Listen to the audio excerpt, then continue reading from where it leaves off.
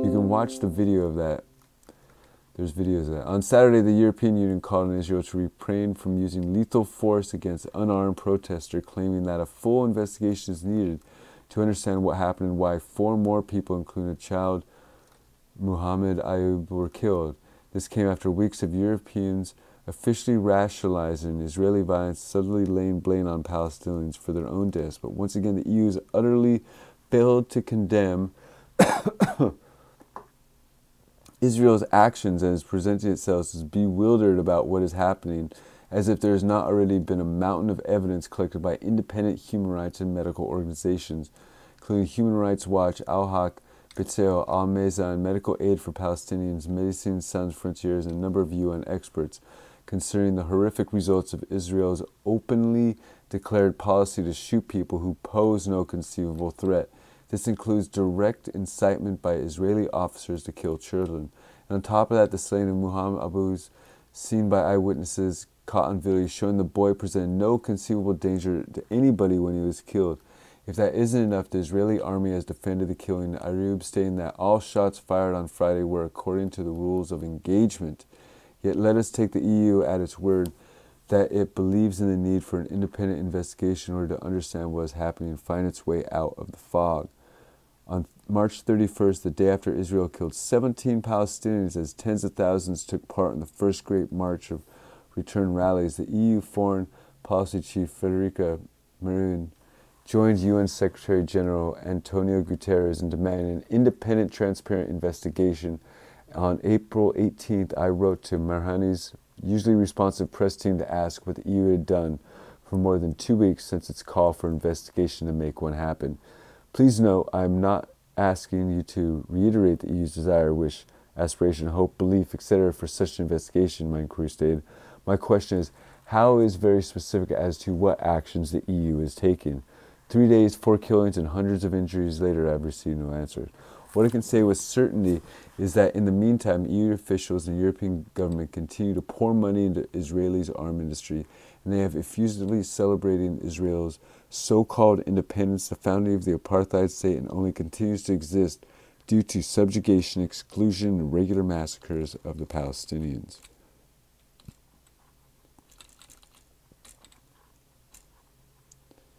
Lame. All right, here we go.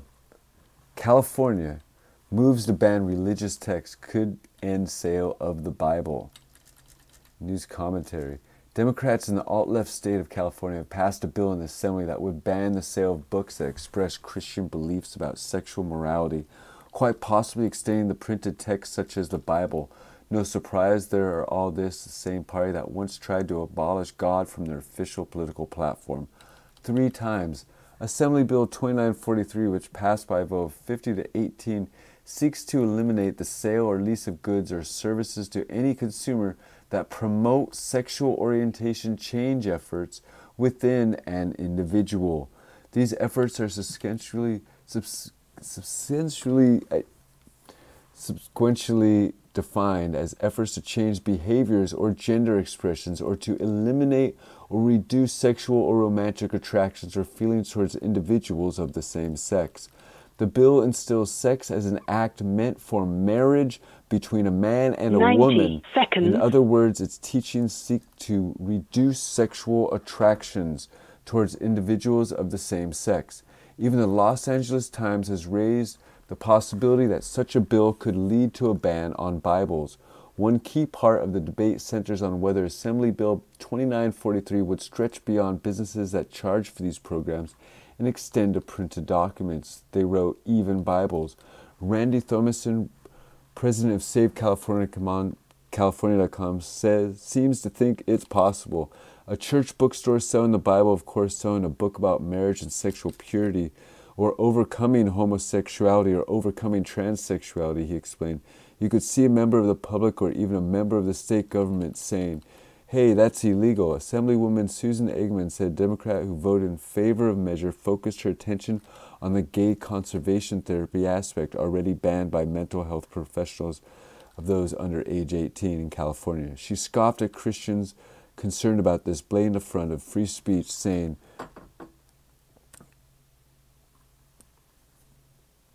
to say, hey, but you could still try to pray the gay way if you like, just not with the guidance of a Bible, apparently. This extreme bill now head to the state Senate.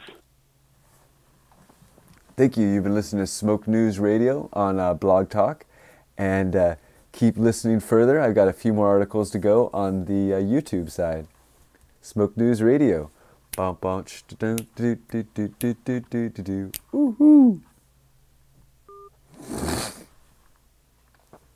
right, people of the YouTube world, we still got a few more articles to go. Surveillance hawks plan new legislative attacks on encryption. The battle over privacy and encryption is heating up.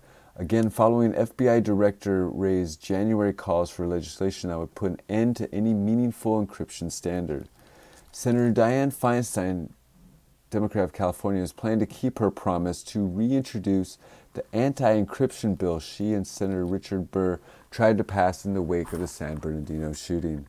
The compliance with the court order acts in 2016, co-authored by Feinstein and Burr, never really got off the ground. In fact, fresh off the heels of the failed FBI attempt to get FBI to build in a backdoor to the encryption on their products. The bill could not even gain enough traction to make it out of the committee for a vote. There was simply not enough support for the legislation. According to a report by Reuters, not even Obama White House would support the bill. In late May 2016, Burr and Feinstein announced that the bill was dead. They said they had not given up, though. Reuters reported to Burr said there was no timeline for the bill. Feinstein said she planned to talk to more tech stakeholders, but reportedly said be patient, indicating that the pair had plans to try again. So the bill fizzled and failed, and there has never stopped the surveillance hawks before, and this is no difference. As always, the surveillance hawks in Congress, with the support of the surveillance hawks in law enforcement, will simply reboot the bill and try again. When Wray, new on the job, called for this new round of legislation, he claimed the FBI was in possession of nearly 8,000 devices that could not be searched due to the encryption of those devices. Wray said that each device was tied to a specific subject or threat, but did not say how many investigations were affected by the lack of access. ZDNet filed a Freedom of Information Act request in October to seek answers on the number of investigations impacted, but has not yet received a response beyond an initial acknowledgement. I gotta eat a little.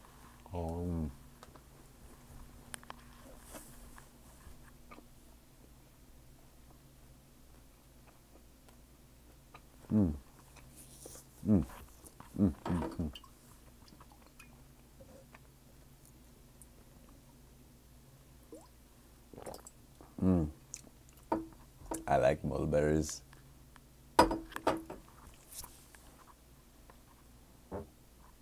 And we're back. This is not the first time Wray, as FBI director, like his predecessors, have argued that encryption gets in the way of investigations. The so-called going dark issue referred to the inability to gain access to criminals' devices, and data remains a key challenge for the FBI. What Wray was hinting at, through without as much subtlety as he may think, is the creation of a backdoor to encryption. A backdoor is an idea that has been proposed by surveillance hogs and rejected by privacy advocates for years. The battle over encryption, which known as the crypto wars, has been going on since the early 1990s.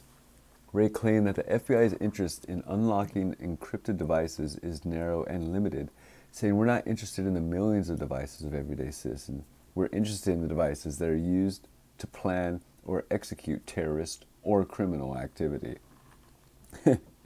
Of course, the surveillance hawks that have built their careers building and expanding the surveillance state have also claimed to have a specific focus, and they have lied, given that the record, including the denials of the NSA, ODIN, FBI, and other overreaching government agencies. It would be foolish to believe that this time is any different. As the Apple case demonstrated, the desire to unlock a particular device or pile of particular devices is merely a smokescreen to put an end to one type of technology that stands in the way of the surveillance state. Powerful encryption is a major part of protecting privacy in the digital era. In fact, it is essential. When used properly, it guarantees that no unauthorized person can access your data. It is that protection in the hands of private citizens, acting as a counterbalance to the surveillance state's ability to spy on these private citizens, that is the real reason for attacks on encryption. As this writer explained in the article that originally appeared in print and was later published online, to understand what is at stake here, it is important to look at the first round of what have been called crypto wars. In 1991, a 37-year-old software engineer named Phil Zimmermann wrote an encryption program called PGP, Pretty Good Privacy. PGP allowed anyone with a fairly modern computer and the ability to follow instructions to encrypt their emails in such a way that 1. The email could not be read by the intended recipient, and 2. The email could be digitally signed in such a way that the recipient could be sure it was sent by the sender and not by an imposter. He made it available for download on the internet, which was fairly young, but quickly growing. He also published the source code of the program in an old-fashioned book form and directly exported the book all over the world. Zimmermann and those using his new encryption standard quickly ran into a problem. The U.S. government classified as a munition any encryption program strong enough to actually work and banned its export.